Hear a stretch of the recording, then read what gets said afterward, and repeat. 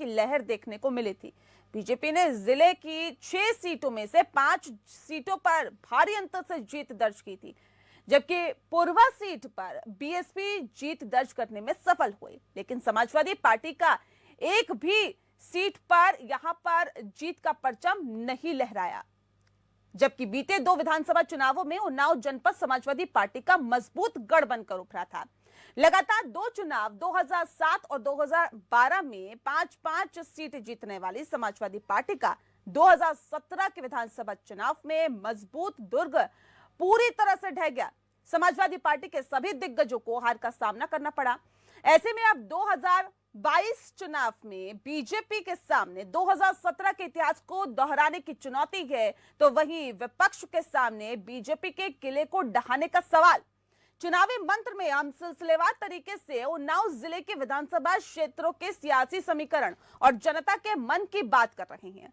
आज इसी कड़ी में हम बात करेंगे 2 विधानसभा क्षेत्र, उन्नाव सदर सीट और बांगरमऊ सीट की, और जानेंगे कि इन विधानसभाओं में आने वाले वक्त में किसे मिल सकता है मौका। बने रहिए हमारे साथ, देखते रहिए चुनावी मंत्र।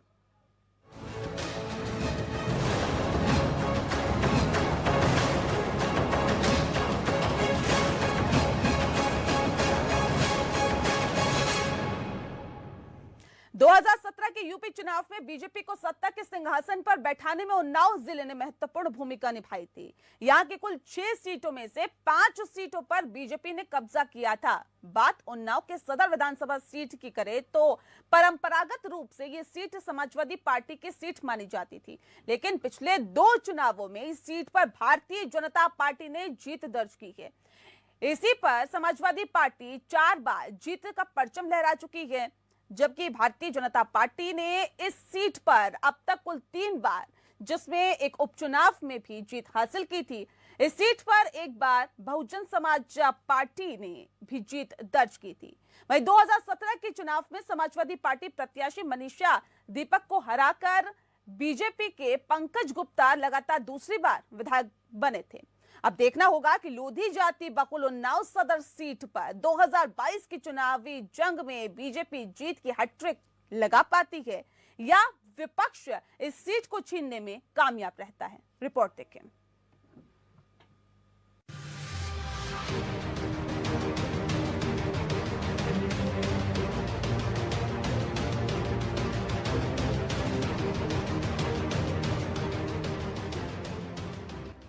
विधानसभा चुनाव 2022 का चुनावी बिगुल बज चुका है। चुनाव की तारीखों का भी ऐलान हो चुका है। उन्नाव में चौथे फेज में 23 फरवरी को चुनाव होने हैं। राजनीतिक पार्टियां कोई कोर कसर नहीं छोड़ना चाहती। बीजेपी जहां दमखम के साथ सत्ता पर काबिज रहने के प्रयास में होगी, वहीं सपा भी अपनी खोई सल्तनत फिर से पाने के लिए जी जान से जुटी है। दूसरी तरफ इस बार ना बीएसपी को नकारा जा सकता है और ना ही कांग्रेस को, क्योंकि उत्तर प्रदेश की राजनीति में निर्णायक भूमिका निभाने वाले ब्राह्मणों को साधने में दोनों पार्टियां जी जान से लगी हुई हैं। कांग्रेस ने तो खासकर महिलाओं पर दांव चला है। उन्नाव की सदर विधानसभा सीट वैसे तो समाजवादी पार्टी की सीट मानी जाती थी, लेकिन पिछले 2 चुनावों में इस सीट पर भारतीय जनता पार्टी के प्रत्याशी पंकज गुप्ता ने जीत दर्ज की है। इसी पर समाजवादी पार्टी ने 4 बार जीत का परचम फहरा चुकी है, जबकि भारतीय जनता पार्टी ने इस सीट पर अब तक कुल 3 बार, जिनमें एक उपचुनाव में भी जीत हासिल की थी। इस सीट पर एक बार बहुजन समाजवादी पार्टी से कुलदीप सिंह सेंगर ने भी जीत दर्ज की थी। दरअसल उन्नाव सदर सीट की राजनीति क्षेत्र में एक ही परिवार की महत्वपूर्ण भूमिका है। मनोहर लाल ने लोकदल, जनता दल और सपा के टिकट पर इस सीट पर 3 बार जीत हासिल की है। इसके बाद मनोहर लाल के 2 बेटे दीपक कुमार और राम कुमार ने सदर सीट से विधानसभा का नेतृत्व किया है। 1996 में सपा से दीपक कुमार और 2000 के उपचुनाव में राम कुमार यहां से जीतकर विधानसभा पहुंचे। वहीं 2007 से 2012 तक दीपक कुमार समाजवादी पार्टी के सिंबल पर विधायक रहे। दीपक कुमार की मौत के बाद 2014 में हुए उपचुनाव में उनकी पत्नी मनीषा दीपक सपा से लड़ी, लेकिन बीजेपी के पंकज गुप्ता ने उन्हें हरा दिया। वहीं 2017 के चुनाव में भी समाजवादी पार्टी प्रत्याशी मनीषा दीपक को हराकर पंकज गुप्ता लगातार दोबारा विधायक बने। 2017 में विधानसभा चुनाव में बीजेपी के पंकज गुप्ता को 1,19,669 वोट मिले, जो कुल मतों का 51.71% था। जबकि तीसरे स्थान पर रही समाजवादी पार्टी की मनीषा दीपक 73,597 वोट मिले थे। उन्हें 31.8% मतदाताओं ने अपना वोट दिया था। अब 2022 के विधानसभा चुनाव के लिए बिगुल बज चुका है, तो सभी दलों के नेता जनता को रिझाने में लगी हैं। जनता पिछले 5 सालों में विधायक और विरोधी दल के नेताओं के उन्नाव सदर के लिए क्या किया, इसका हिसाब किताब लगा रही है। उन्नाव में विधायक चुनने वाले मतदाताओं की बात करें तो यहाँ कुल मतदाताओं की संख्या 3,92,427 है, जिसमें पुरुष मतदाता 2,15,191 हैं, जबकि महिला मतदाताओं की तादाद 1,77,214 है। मतदाताओं के जातीय समीकरण पर नजर डालें तो इस सीट पर लोधी वोट सबसे ज्यादा है। लोधी जाति के अलावा कहार कश्यप जाति के वोट इस सीट की जीत की इबारत लिखते हैं। ये मतदाता जिसको भरपूर समर्थन करते हैं, उसी की जीत इस सीट पर सुनिश्चित होती है। इन जाति के आंकड़ों की बात करें तो लोधी निषाद और कश्यप जाति के मतदाताओं की कुल संख्या 1,20,000 है। ब्राह्मणों की संख्या 40,000 है, क्षत्रिय 30,000, अनुसूचित जाति 80,000, जबकि पिछड़ा वर्ग के मतदाताओं की संख्या 1,22,406 है। अब यही मतदाता 2022 में अपना विधायक चुनेंगे, लेकिन इस बार यहाँ की जनता का चुनावी मूड क्या है, ये जानने से पहले आपको बताते हैं कि आजादी के बाद से लेकर 2017 तक यहाँ की जनता का चुनावी मिजाज कैसा रहा है। उन्नाव सदर सीट पर पहली बार 1951 में हुए चुनाव में कांग्रेस के लीलाधर अस्थाना ने जीत दर्ज की। 1957 में हुए चुनाव में चौधरी खाजन सिंह ने पीएसपी के टिकट पर जीत हासिल की थी। 1962 और 1967 में कांग्रेस के जियुर रहमान ने इस सीट पर कब्जा किया। वहीं 1969 में अनवर अहमद और 1974 में शिवपाल सिंह ने बीकेडी के टिकट पर विधानसभा का सफर तय किया। 1977 में जनता पार्टी के चंद्रपाल सिंह ने जीत दर्ज की। 1980 में शिवपाल सिंह जनता पार्टी के टिकट पर विधायक बने। इसके बाद 1985 में एलकेडी और 1989 में जनता दल से लगातार 2 बार मनोहर लाल विधायक बने। 1991 में बीजेपी ने पहली बार उन्नाव सदर सीट का किला फतेह किया और शिवपाल सिंह ने यहां अपना परचम लहरा दिया। वहीं 1993 में मनोहर लाल सपा से विधायक चुने गए। 1996 में समाजवादी पार्टी के दीपक कुमार ने जीत दर्ज की। 2002 में बीएसपी के कुलदीप सिंह सेंगर ने इस सीट पर कब्जा कर लिया, लेकिन 2007 में एक बार फिर समाजवादी पार्टी के दीपक कुमार ने ये सीट वापस ले ली। 2012 में भी लगातार दूसरी बार सपा के दीपक कुमार को ही यहाँ की जनता ने अपना विधायक चुना। दीपक कुमार के निधन के बाद 2014 में यहाँ उपचुनाव हुआ, जिसमें बीजेपी के पंकज गुप्ता ने जीत दर्ज की। इसके बाद 2017 में भी मोदी लहर में बीजेपी के पंकज गुप्ता ने ये सीट जीती। अब 2022 के विधानसभा चुनाव के लिए बीजेपी, समाजवादी पार्टी, बीएसपी और कांग्रेस समेत तमाम दल चुनावी दंगल में ताल ठोक रहे हैं। लेकिन जनता के मन में क्या है, ये तो 23 फरवरी को ही पता चलेगा, जब उन्नाव विधानसभा सीट पर चौथे चरण में जनता मतदान करेगी। Bureau report, APN. तो आपने उन्नाव सदर विधानसभा क्षेत्र का चुनावी समीकरण देखा। अब सुनते हैं कि इस क्षेत्र के विपक्षी दल के नेता क्या कहते हैं, सत्ता और विपक्ष के नेताओं के मन में क्या है उनके दावे, सुनवाते हैं आपको।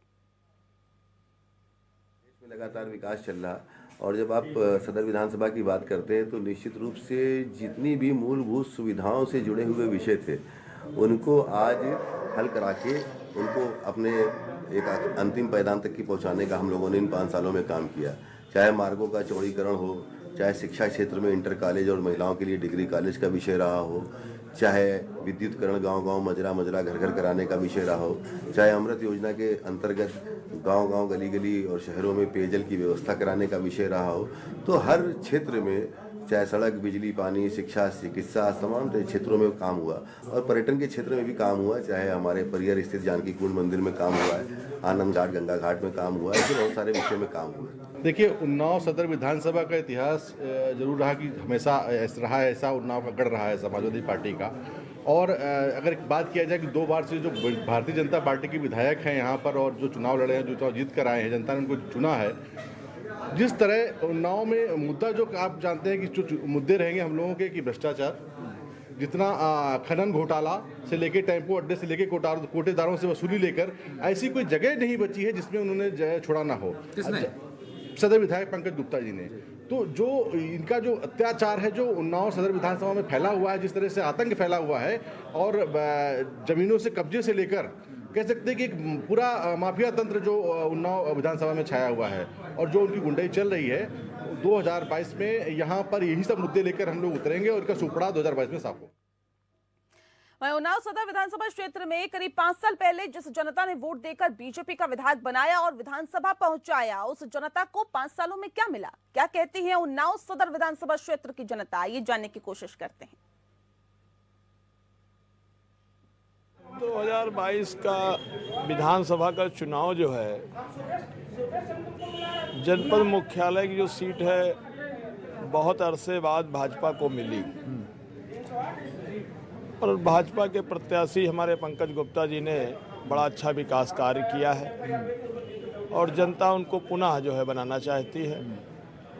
इसलिए हम ये मान के चलते हैं प्रदेश में भी भाजपा की सरकार पुनः आएगी। हम वोटिंग करेंगे विकास पर, तुष्टीकरण की राजनीति जो मौजूदा भाजपा सरकार ने खत्म की है उस पर भी करेंगे और पिछली सरकार में जो गुंडाराज, माफियावाद, भाई भतीजावाद की सरकारें चलती थी उसको खत्म किया है जो मौजूदा भाजपा सरकार ने, हम उस पर वोट करेंगे। रोजगार, युवाओं के रोजगार के लिए और विकास के मुद्दे पर अब वोटिंग को बाद में जब प्रत्याशी सामने आएंगे तभी बता सकते हैं किसको करेंगे। नहीं भैया, नहीं हुआ बिल्कुल। अगर जो कह रहे हैं विकास हुआ तो एक विकास हमें बताएं कौन सा हुआ है। केवल बातें करी गई हैं और कुछ नहीं हुआ है योगी सरकार में। बाकी कानून व्यवस्था चाहे आप देखें चाहे जो देखें, जातिवाद में उनका पक्ष रहा है, इसलिए हम बीजेपी को बिल्कुल नहीं करेंगे। किन मुद्दों पे वोटिंग की जाएगी इस बार? अरे विकास तो हुआ नहीं है जी, जो वादे किए जाए कम से कम वो पूरे हो, उस पर किया जाए। और व्यक्तिगत अभी पूरे प्रत्याशी आए भी नहीं हमारे शहर में, इसलिए हम किसको वोट देंगे अभी बता भी नहीं सकते हैं। सभा में किन मुद्दों पे वोटिंग की जाएगी इस बार?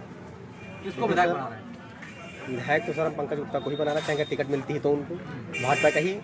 और महंगाई बहुत है सर, लेकिन फिर भी एक बार हम वोट भाजपा को ही मौका देना चाहेंगे। योगी को ही बनाना चाहते हैं फिर एक बार योगी सरकार।